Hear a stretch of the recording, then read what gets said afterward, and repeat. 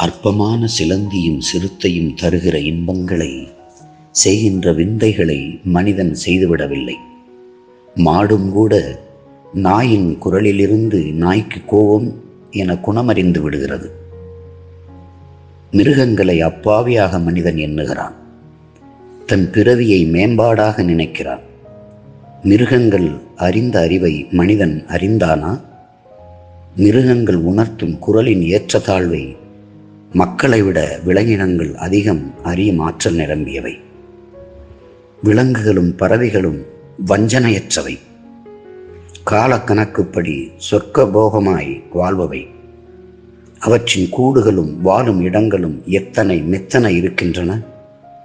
குளிரும் வெப்பமில்லாதபடி தங்கள் உறைவிடத்தை தேடிக் கண்டு சுகமாய் வாழ்கின்றன.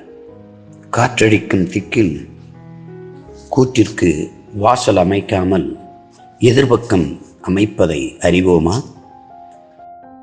நற்செய்திகள் தொடரும்.